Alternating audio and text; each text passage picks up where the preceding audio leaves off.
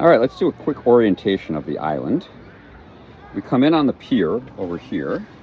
We're going to walk around to Buccaneer Bay. We're going to go to Barefoot Beach. We're going to go to Nelly's.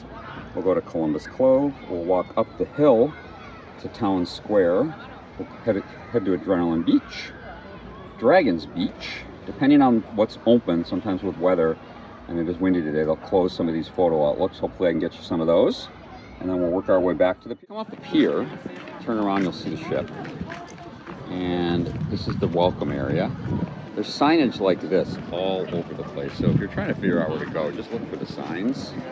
I'm going to be looking for Barefoot Beach to start my trip. But as we walk in, you're going to see several structures. One is a bar to the left. So if you're looking for some water, soda, alcoholic beverages, whatever you're looking for, you can get it as soon as you get on the island. If you're getting off early, they'll be crowded. So you might want to go to where you're going, and those bars might not be crowded yet. There's a welcome center up here. Again, lots of great signage. There's the Dinosaur Cafe. There's a trail up there that we're going to try and hit at the end of the day if we have time.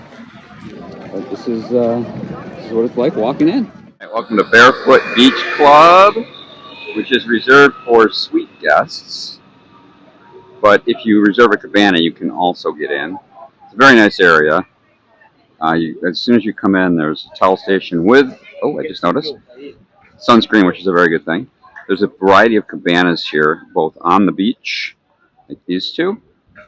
There's a tremendous amount of ample beach chairs. These are actually part of the cabana.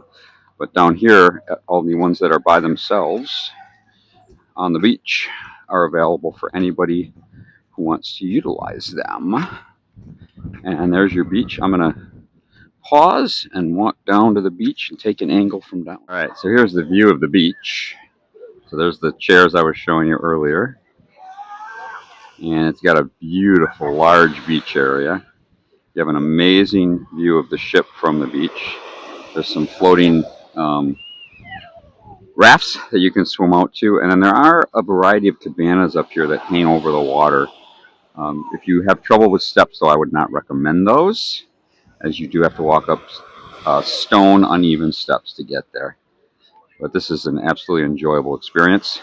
There's also a restaurant inside of Barefoot Beach that's only for Barefoot Beach, and I guess cabana renters all over the island. But it's quite an experience if you're in a suite, or you could, like I said, the other way in is to watch the cruise planner and get a cabana at a great. Now we find ourselves at Nelly's Beach. The cool thing about Nelly's is, if you look, it's small, but it's very sheltered, and I've actually had a cabana here, and it's great. There's still a bunch of beach chairs, and then those cabanas over the water there, if you have those or these over here, they'll also take you to lunch in the beach club, it is an advantage. It doesn't get quite as crowded. So this is Nelly's Beach, and I'm going to go down and get you a view at the other end of Nelly's, and you get a great view of the ship from here. And it's a beautiful, gorgeous view. I love Labadee. I love the views. I love the vibe here. It's very natural and much simpler than Coco Cay. I love the walk to Columbus Cove. You get to go over a bunch of these natural wood bridges. It's a very different vibe than you're going to get at, say, Coco Cay. I will warn you, if you are not good on stone, uneven paths, they're paved sort of, but with stones. You can probably tell by a little bit of the bouncing on the camera. I would be careful about this, and maybe take the tram to wherever you want to go. There's full tram service on the island. I'm still fortunate to be in relatively good health and avoid that, but there's all kinds of overlooks you can stop, and like this gentleman, you can sit and rock and watch the day go by. And the view is pretty darn good. So if we keep walking this way, we'll get to the Columbus Cove stairway, which I'll show you. On this path, not much further, just a few seconds really, you'll get to the water slide that comes over. I don't know if it's water or not, but you'll get to the slide that runs over the path. And as you go past that, you'll see this little set of stairs down to the beach. Now this has been washed out when I've been here in the past. So I'm going to pause and walk down there, but it's a great way to get to the beach. Now that I've safely made it down the stairs, I'll give you a little bit of a view of what you get when you get down here. And as we turn around, as you can imagine, there she is, Oasis of the Seas, or your ship, whatever you came in on. Great beach. Now this area, I can't remember what it's called, but There's an extra charge to get out on all of those floats, not much. But you can see those got their marina for some of those paddle boats and things of that nature. The thing about this beach is it's huge, and it's a windy, kind of rough day if you go out to the ship. But you can see the water here is just smooth as glass inside that beach area. It's very well protected. Just off the beach, you've got the Dragon Splash slide entrance. These people are getting ready for kayaking.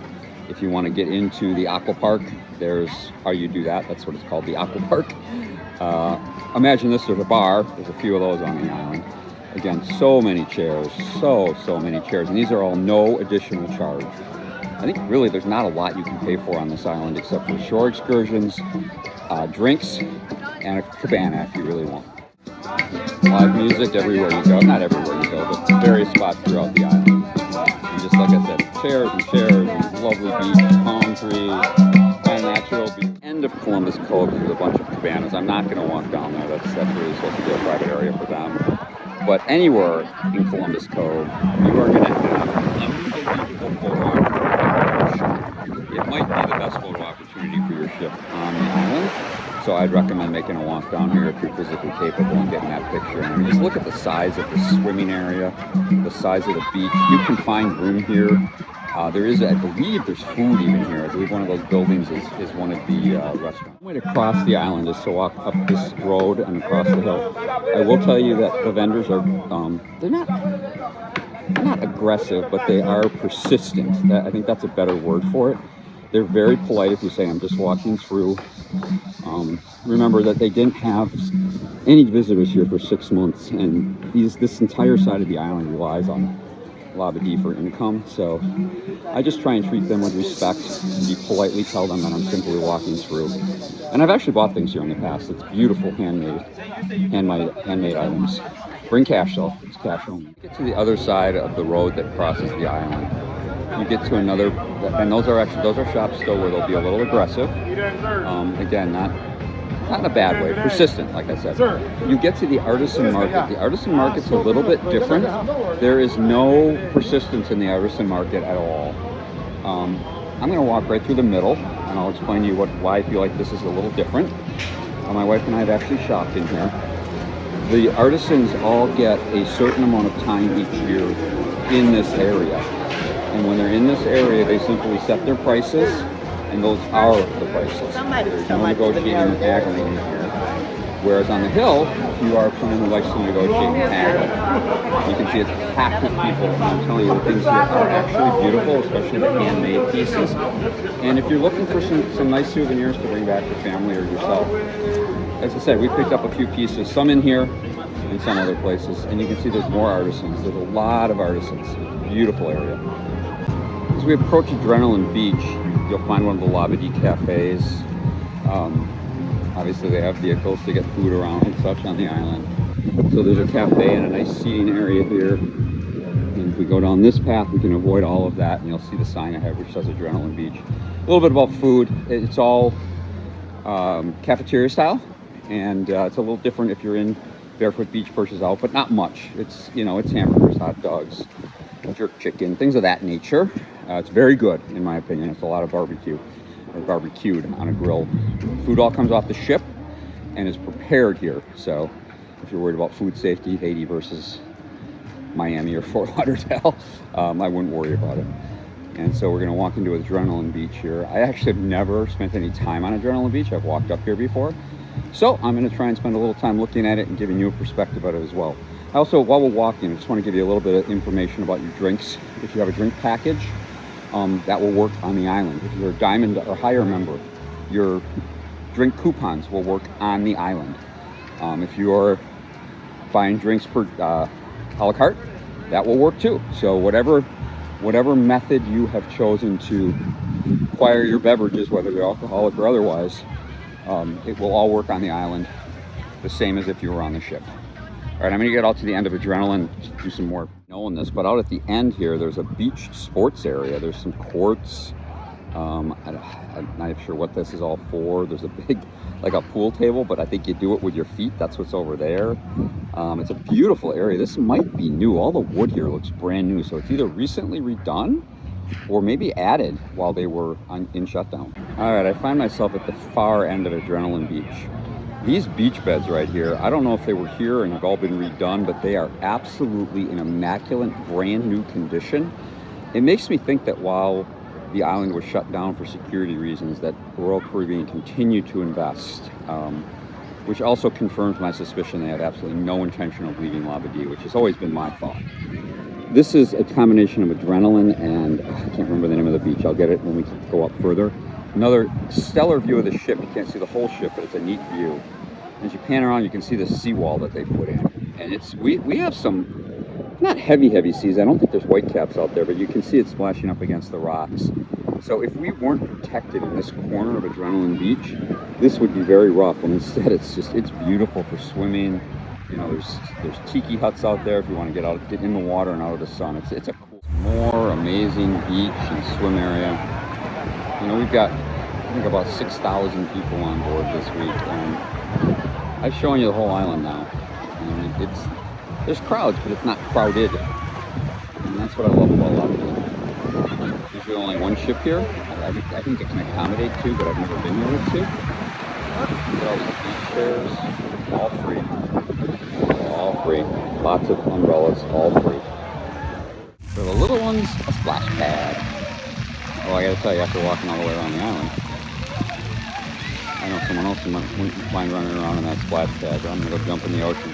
I've been all over this island many times, and I don't remember Brise Le May Coffee Bar. And look at this fresh concrete poured here. Look at these cute little chairs and umbrellas to get a cup of coffee and sit and relax with a view of the beach. These baristas look amazing.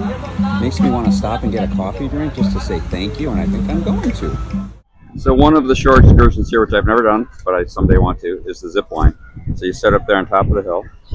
You actually lay down on your stomach, and you come down this line all the way to here, across the water, and they unload you there.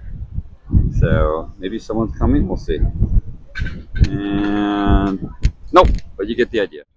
So make sure to look for the nature trail, and you're going to walk up the hill.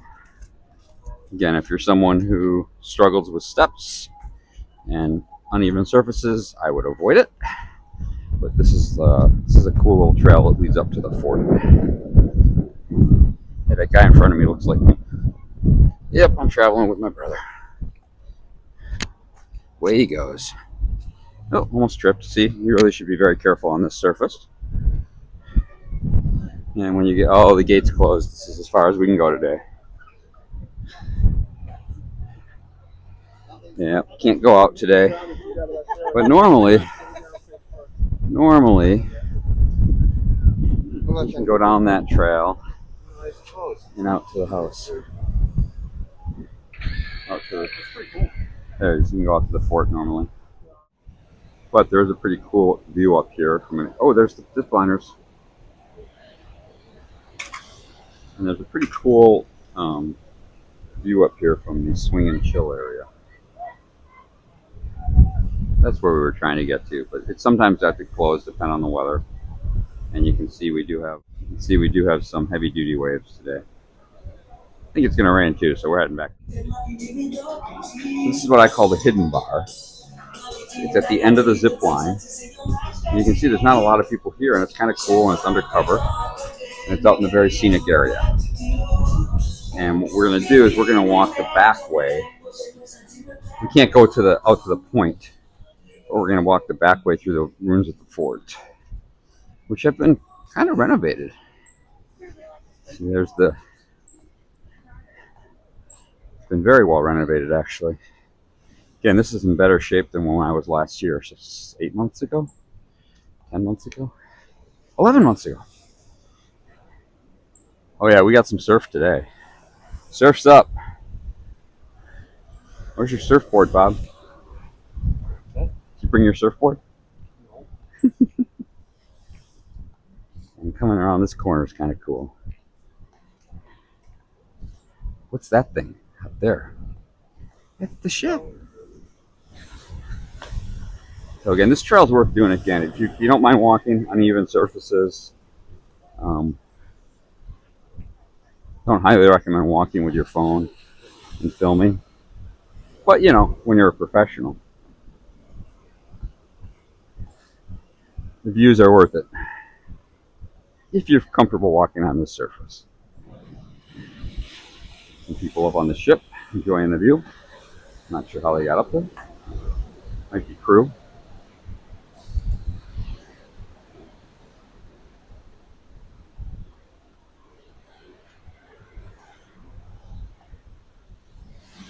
All right, next stop.